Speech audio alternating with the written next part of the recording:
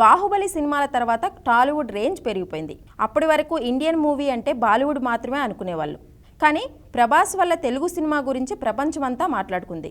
ఇది బాలీవుడ్ హీరోలకి, అక్కడి క్రిటిక్స్కి మాత్రం పంటి కింద రాయిలా మారింది. అందుకే తెలుగు సినిమా విజయాలపై అవకాశం దొరికినప్పుడల్లా విమర్శించడమే పనిగా పెట్టుకున్నారు. తాజాగా ప్రభాస్ నటించిన కల్కి 2898 AD సినిమా రిలీజ్ అయి దేశవ్యాప్తంగా సరికొత్త రికార్డులను సృష్టిస్తున్న విషయం చూస్తున్నాం. నాగశ్విన్ దర్శకత్వంలో వచ్చిన కల్కి సినిమా రిలీజ్ అయిన మొదటి రోజు నుంచే మంచి పాజిటివ్ టాక్తో దూసుకుపోయింది. అలాగే కమర్షియల్గా బాక్సాఫీస్ వద్ద సరికొత్త రికార్డులను సృష్టించింది. ముఖ్యంగా కల్కి మూవీ రిలీజ్ అయిన సమయానికి థియేటర్లో కొత్త సినిమాలేమీ లేకపోవడంతో సినిమాకు బాగా కలిసొచ్చింది.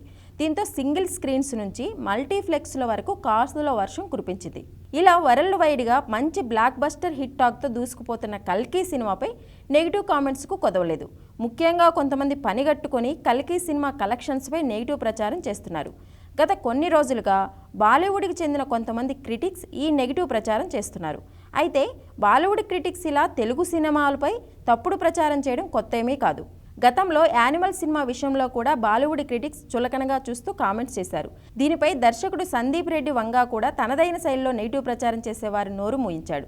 ఈ మధ్య టాలీవుడ్ వరల్డ్ వైడ్గా రికార్డులు సృష్టించడం, బాలీవుడ్లో మింగుడు పడటం లేదో ఏమో కానీ రాను రాను తెలుగు సినిమాపై నెగిటివ్ టాక్ ప్రచారం చేసే క్రిటిక్స్ ఎక్కువైపోయారు. ఈ క్రమంలోనే బాక్సాఫీస్ వద్ద రికార్డుల సునామీ సృష్టించిన కల్కి మూవీపై కలెక్షన్లపై కూడా బీటౌన్ క్రిటిక్స్ తమ అక్కసును చూపించారు. దీంతో ఈ ఫేక్ ప్రచారంపై స్పందించిన కల్కి మూవీ బృందం తాజాగా లీగల్ నోటీసులు ఇచ్చింది. అంతేకాకుండా ఏకంగా 25 కోట్ల పరువు నష్టం దావా కూడా వేసింది. కల్కి 2898 AD కలెక్షన్స్ నకిలేవని చెప్పడానికి ఇద్దరు సరైన సాక్ష్యాలు సమర్పించాలని తెలిపింది.